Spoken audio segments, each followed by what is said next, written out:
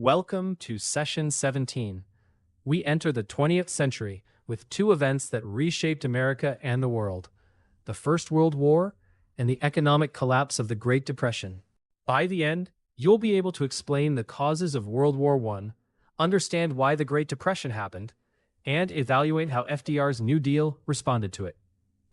World War I grew out of decades of European tension. We remember the four underlying causes with the acronym MAIN. M is for militarism, a massive arms race. A is for the alliance system, which split Europe into two armed camps. I is for imperialism, fierce competition for colonies. And N is for nationalism, intense pride in one's nation or ethnic group, especially explosive in the Balkans. The spark that lit it all was the assassination of Archduke Franz Ferdinand in 1914. The alliance system did the rest, and within 6 weeks, all the major powers were at war. At first, the United States stayed neutral under President Woodrow Wilson. But two things made neutrality impossible. First, German submarines began sinking ships without warning. The sinking of the Lusitania killed nearly 1,200 people, including 128 Americans. Second, the Zimmermann telegram, a secret German message urging Mexico to attack the United States in exchange for recovering Texas, New Mexico, and Arizona. The public was outraged, and Congress declared war in April 1917. When the war ended, Wilson proposed his 14 points, a plan for a fair and lasting peace, including a League of Nations to settle future disputes peacefully. But the actual peace, the Treaty of Versailles, was far harsher than Wilson wanted.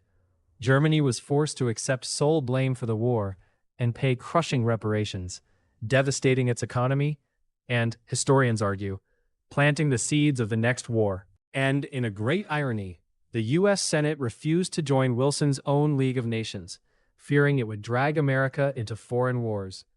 The country retreated into isolationism. Then, in October 1929, the stock market crashed, triggering the worst economic collapse in American history. But the crash was a symptom of deeper problems. Factories had overproduced more than people could buy. Investors had bought stocks on margin, with borrowed money, so when prices fell, they couldn't repay. 9,000 banks failed, wiping out people's savings. The Smoot-Hawley tariff made it worse, by collapsing global trade. Together, these forces created a downward spiral, and by 1933, 1 in 4 Americans was out of work. Franklin Roosevelt won in 1932, promising a New Deal for the American people. His New Deal had 3 goals: relief, recovery, and reform, and it dramatically expanded the government's role in the economy. The FDIC ensured bank deposits, ending the panic of bank runs.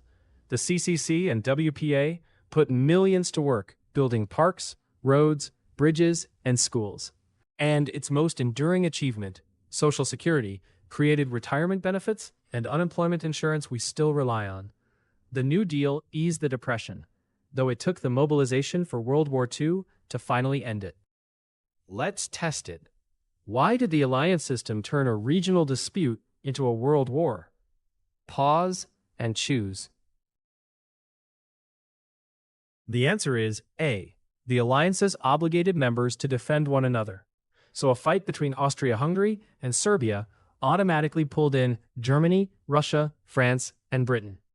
The alliances acted like a chain reaction. One declaration of war triggered the next, because each nation was treaty-bound to join its allies. A local quarrel became a world war. Let's recap. Session 17.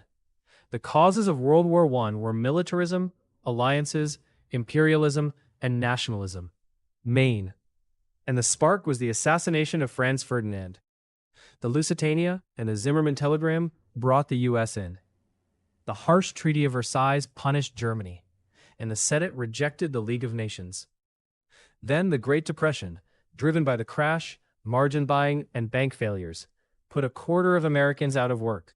And FDR answered with the New Deal's relief, recovery, and reform.